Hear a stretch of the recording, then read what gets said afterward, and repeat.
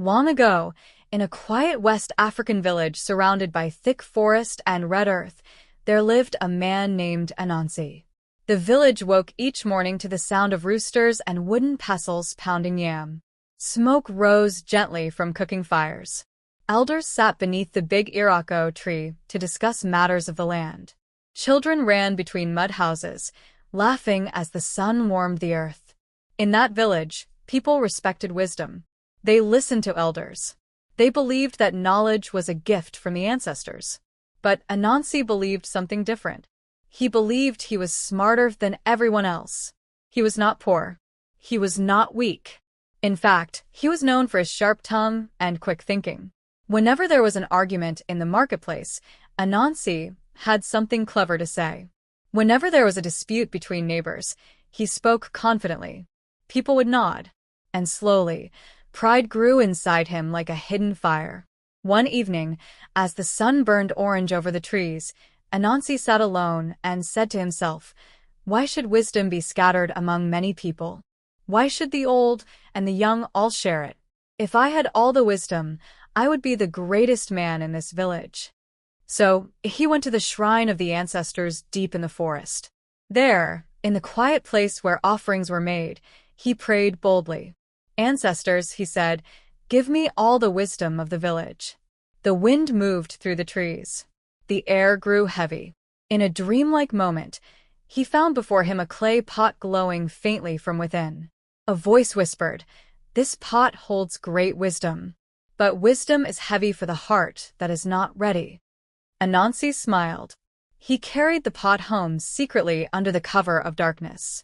Inside that clay pot was the collected wisdom of the people, knowledge of farming seasons, secrets of healing herbs, strategies for hunting, words of peace, lessons of patience, proverbs of restraint. Instead of sharing it, Anansi decided to hide it. "If no one else has wisdom," he said, "they will all come to me." He walked to the tallest palm tree near the edge of the village farmland. Its trunk was long and smooth, rising high above the earth. "I will climb this tree," he said, "and hide the pot at the top where no one will ever find it." He tied the clay pot to his chest with a rope and began to climb. But the pot pressed against the tree. It blocked his arms. It made him unbalanced. He tried again and again. He slipped down. He grew frustrated. Sweat ran down his face. His hands trembled. Below him stood a young village boy who had been herding goats. The boy looked up and said gently, "Papa Anansi, why don't you tie the pot to your back instead of your chest? It will make climbing easier." Anansi froze. The boy was right.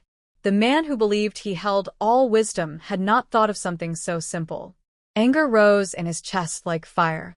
"If a child can advise me," he shouted, "then this pot does not truly contain all wisdom." In his rage, he untied the rope and threw the clay pot down. It smashed on the ground. The glowing wisdom burst into the air like dust in sunlight and scattered across the land, into the farms, into the rivers, into the minds of elders, into the hearts of children. From that day, people said, "Wisdom is like a baobab tree. No one person can embrace it alone." Anansi climbed down slowly. But though he had lost the pot, he had not lost his pride. Time passed. The village prospered. Farmers planted wisely. Hunters worked together. Disputes were settled peacefully. Children grew strong under the guidance of elders. Anansi watched, and jealousy returned to his heart. "They do not need me," he thought. "They are wise without me." Instead of accepting the lesson, he decided to try again. This time, he would gather wisdom slowly. He sat quietly near elders and memorized their words. He watched hunters track animals and learn their techniques. He observed herbalists mixing leaves and roots. He listened to market women negotiate. Piece by piece, he collected knowledge. He shaped another clay pot with his own hands and began storing his gathered wisdom inside it. "This time," he said, "I will not fail." When the pot felt full, he returned to the same tall palm tree. He tied the pot to his back, remembering the boy's advice. "I have learned," he told himself. But he had learned only strategy. He had not learned humility. As he climbed, The wind began to blow strongly. The sky darkened slightly. Some elders sitting nearby noticed him and whispered, "The child who refuses correction invites disaster." But Anansi did not listen. He climbed higher. He was so focused on hiding the pot that he did not see that one of the palm branches was dry and weak. He stepped on it. It cracked. The pot shifted heavily on his back. He tried to grab the trunk. But pride makes the hands careless. The branch broke completely. Anansi fell. The clay pot hit the ground first and shattered. A burst of dust and broken clay filled the air. Anansi fell after it. The villagers ran toward the sound. They found the pot broken into pieces. They found the knowledge scattered again. And they found Anansi lying still on the red earth. The man who wanted all wisdom had been destroyed by the weight of his own pride. The elders later gathered the village under the Irako tree. They said, "Pride goes before a fall." They said, "He who thinks he knows everything shuts his ears to learning." They said, "Wisdom grows when shared, but it dies when imprisoned." And from that day, the story of Anansi was told to remind the people. Knowledge is not power when it is hoarded. It is power when it is shared. And no man, no matter how clever, can carry all the wisdom of the world alone. The night Anansi fell, the village did not sleep. The red earth still held the warmth of the sun, and broken pieces of clay lay scattered across the ground like the remains of a storm. The pot that Anansi had once believed could hold all the wisdom in the world had shattered, just as his pride had shattered with it. He lay silent on the earth, surrounded by villagers who did not speak. There was no laughter, no mockery, no celebration of his failure. There was only stillness. The elders who had once admired his cleverness now looked at him with heavy understanding. The young boy who had once tried to help him stood quietly at the edge of the crowd. There was no pride in the boy's eyes. There was only sadness. Everyone understood that something greater than a clay pot had broken that evening. An elder finally spoke, his voice calm but firm. He said that pride had taken what wisdom could not save. His words settled into the air like dust. The villagers carefully lifted Anansi and carried him back to his hut. They did not treat him as an enemy or as a fool. They treated him as a man who had lost his way. Throughout the night, oil lamps burned softly. Some villagers prayed.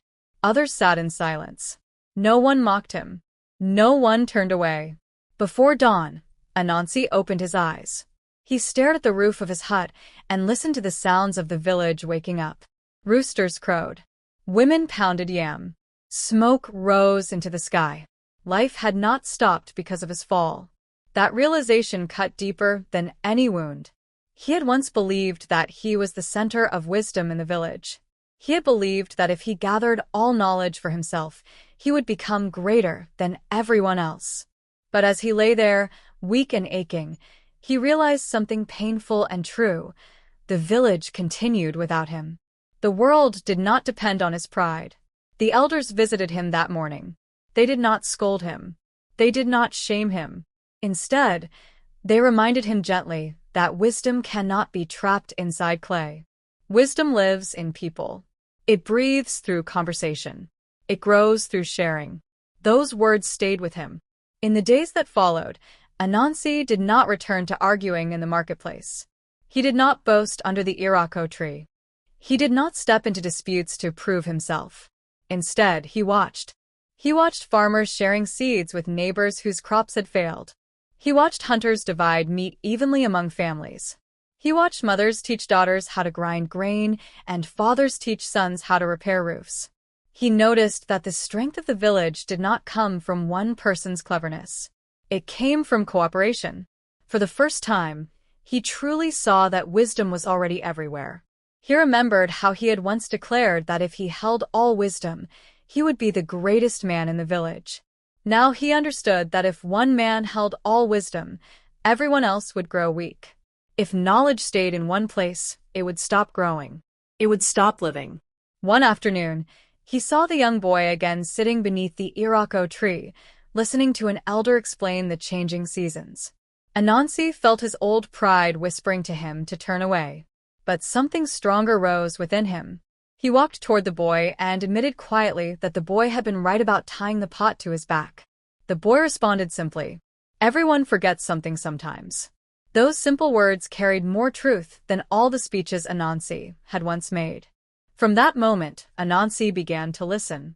At first, the villagers were cautious. They remembered his pride. But they soon noticed something different. He asked questions without trying to dominate the answers. He listened without interrupting. He showed genuine curiosity instead of hunger for control. He asked farmers how they predicted the rains. He asked the healer how herbs were chosen and mixed. He asked elders how they settled arguments peacefully. Each answer added to his understanding, not because he wanted to own the knowledge, but because he wanted to understand it. Slowly, the village began to trust him again.